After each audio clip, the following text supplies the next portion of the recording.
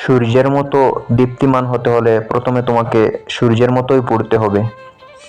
স্বপ্ন সেটা নয় যেটা মানুষ ঘুমিয়ে ঘুমিয়ে দেখে, স্বপ্ন সেটাই যেটা পূরণের প্রত্যাশা মানুষকে ঘুমাতে দেয় না। লক্ষ্য অর্জন না করা পর্যন্ত লড়াই থামিও না, এটাই অদ্বিতীয় তুমি। জীবনে একটা লক্ষ্য তৈরি করো, নিয়মিত জ্ঞান অর্জন করো, কঠিন পরিশ্রম করো এবং মহান লক্ষ্য প্রাপ্ত করার জন্য তৈরি থেকো। একজন শিক্ষার্থীর সবথেকে বড় গুণ হলো সে প্রশ্ন করে। তাকে প্রশ্ন করতে দিন। যদি আমরা স্বাধীন না হই তবে কেউই আমাদের সম্মান করবে না। আমরা কি এটা জানি না যে আত্মসম্মান আত্মনির্ভরতার সাথে আসে? ঈশ্বর, আমাদের সৃষ্টিকর্তা, আমাদের মস্তিষ্ক এবং ব্যক্তিত্বে অপরিসীম ক্ষমতা এবং শক্তি দিয়েছেন।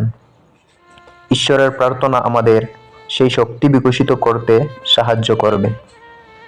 যদি কোনো দেশকে দুর্নীতিমুক্ত এবং মানুষের মনকে সুন্দর করতে হয়, তবে তা কেবলমাত্র তিনজন করতে পারে: পিতামাতা এবং গুরু। ভগবান কেবল তাদেরকেই সাহায্য করে যারা পরিশ্রম করে। এটা খুবই স্পষ্ট। যখন আমরা কোনো সমস্যার মোকাবিলা হই, তখন আমরা আমাদের সাহস এবং আমাদের মধ্যে লুকিয়ে থাকা অফুরন্ত শক্তিকে খুঁজে পাই। অসফল হলে আমরা ভাবি সমস্ত সুযোগ সুবিধা আমাদের কাছে ছিল, আমাদেরকে কেবল তা খুঁজে বার করার প্রয়োজন ছিল। শ্রেষ্ঠত্ব একটি চলমান প্রক্রিয়া, কোনো দুর্ঘটনা নয়। আমার কাছে দুই ধরনের মানুষ আছে: যুবক এবং অনুভবী। যুদ্ধ কোনো সমস্যার স্থায়ী সমাধান নয়।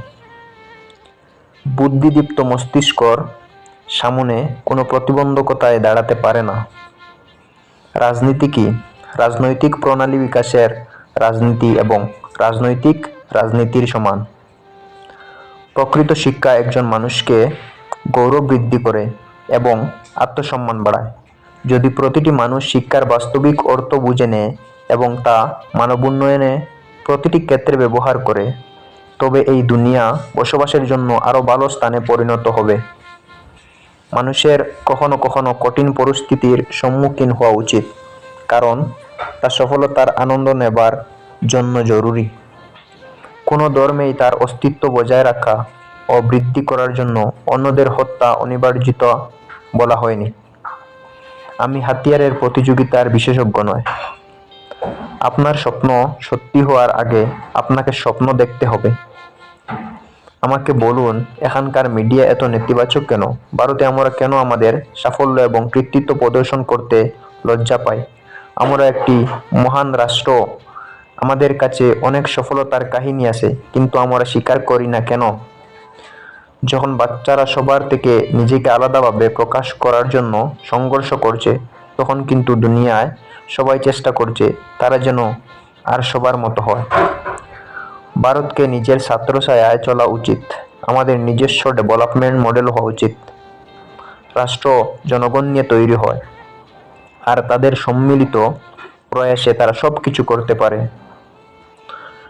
আকাশের দিকে তাকান, আমরা একলা নয়। সমস্ত ব্রহ্মাণ্ড আমাদের জন্য অনুকূল এবং যে স্বপ্ন দেখে এবং পরিশ্রম করে তাকে তার প্রতিদান দেওয়ার জন্য ষড়যন্ত্র করে।